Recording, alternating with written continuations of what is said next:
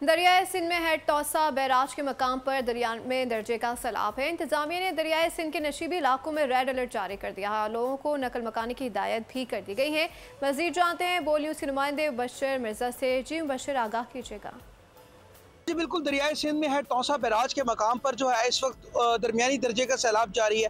4,07,105 cusec का सैलाबी रेला जो है इस वक्त दरियाए सिंध में है तौसा बैराज के मकाम पर गुजर रहा है।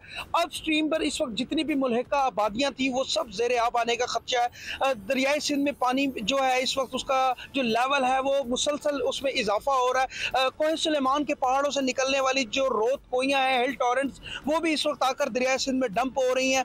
मुसलसल जो है वो पानी का लेवल जो है उसमें बतदरीज इजाफा देखने में सामने आ रहा है। जबकि जब इस हवाले से डिस्ट्रिक्ट इंतजामिया डिप्टी कमिश्नर कोटदू सैयद मुनव्वर अब्बास बुखारी से जब हमारी बात हुई तो उनका कहना था कि हमारी तरफ से जो है वो तमाम तर इंतजाम कर लिए गए हैं। किसी भी हंगामी सूरत हाल से निमटने के लिए जिला इंतजामिया जो है वो मुकम्मल तौर पर तैयार है। जो नशेबी इलाके हैं उनमें रेड अलर्ट जारी करके जो है वो जहाँ पर जो अफराद वहाँ पर लोग मौजूद हैं उनको जो है फौरी तौर पर जो है वो रेस्क्यू कर लिया जाएगा।